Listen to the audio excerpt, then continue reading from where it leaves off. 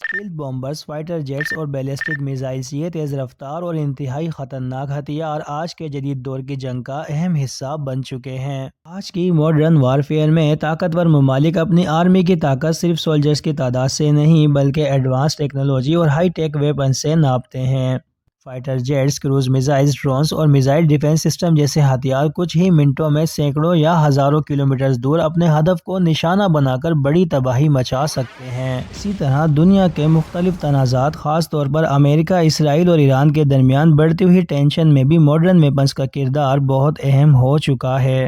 ان conflicts میں fighter jets, ballistic اور cruise missiles, attack drones اور ایڈوانس ایئر ڈیفنس سسٹم جیسے ہتھیار استعمال کیے جا رہے ہیں۔ یہ جدید ٹیکنالوجی نہ صرف جنگ کے طریقوں کو تبدیل کر رہی ہے بلکہ پوری دنیا کی سیکیورٹی اور جیو پولیٹکس پر بھی گہرا اثر ڈال رہی ہے۔ امریکہ اور اسرائیل ایران کے خلاف مل کر ایڈوانس ویپنز کا یوز کر رہے ہیں۔ امریکہ کے پاس F-35 اور F-22 fighter jets, B-2 spirit stealth bomber, خطرناک کروز میزائلز اور اٹیک ڈرونز ہیں، جو کہ موسٹلی ایران کی میزائل سائٹس، ملٹری بیسز اور امپورٹنٹ انفراسٹرکچر کو نشانہ بناتے ہیں۔ اسرائیل بھی ایران کے خلاف advance fighter jets F-35، F-15 اور خطرناک میزائلز یوز کر رہا ہے۔ اسرائیل اور امریکہ کے پاس بہت ہی ایڈوانس میزائل ڈیفنس سسٹم بھی ہے جسے آئرن ڈوم کہتے ہیں، جو کہ ایران کی طرف سے آنے والے میزائلز کو روکتا ہے اور ضروری ٹارگٹس پر اسٹرائکس کرتا ہے۔ دونوں کا مقصد یہ ہے کہ ایران کے آفینسو سسٹم کو کمزور کیا جائے اور ان کے کمانڈ سینٹرز اور لانچ سائٹس کو ڈسرپٹ کیا جائے۔ مگر سوال یہ ہے کہ ایران اپنے دشمنوں کے خلاف کون سے ہتھیار استعمال کر رہا ہے۔ ایران کے پاس بیلسٹک میزائلز اور ڈرونز کا ایک بہت بڑا ذخیرہ موجود ہے جو کہ دور سے حملہ کرنے کی صلاحیت رکھتا ہے۔ ان میں سب سے مشہور میزائلز میں شہاب 3، سیجل، عماد اور خیبر شکن شامل ہیں۔ یہ بیلسٹک میزائلز تقریباً 1300 سے 2000 کلومیٹر یا اس سے بھی زیادہ دور تک اپنے ہدف کو نشانہ بنا سکتے ہیں۔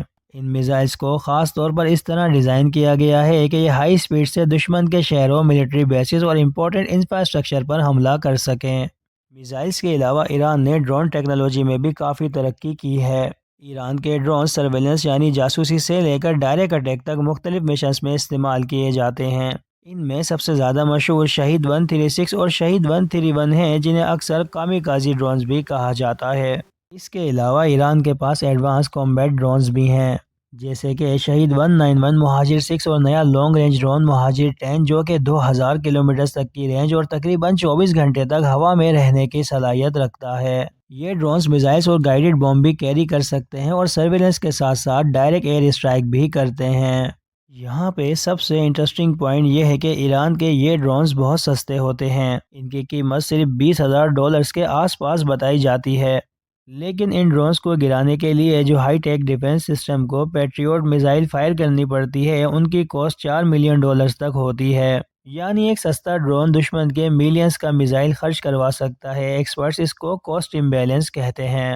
ایکسپرٹس کے مطابق ایران کی اسٹریٹجی بہت اسمارٹ ہے۔ ایران کی جانب سے پہلے کم قیمت والے ڈرونز کی بڑی تعداد بھیجی جاتی ہے تاکہ دشمن کے ایئر ڈیفنس سسٹم کو کنفیوز کیا جا سکے، اور جب ان کا ڈیفنس سسٹم بیزی ہو جاتا ہے تو پھر اس کے بعد بیلسٹک یا کروز میزائل سے اصل حملہ کیا جاتا ہے۔ اس طرح ایران کم پیسوں میں زیادہ پریشر ڈالتا ہے۔ ٹارگیٹ ہٹ ہو یا نہ ہو، ایران کے یہ ڈرونز دشمن کے ریسورسز کو تباہ کر دیتے ہیں، اور ماڈرن وارفیئر میں یہ اسٹریٹجی بہت ہی ایفیکٹو مانی جاتی ہے۔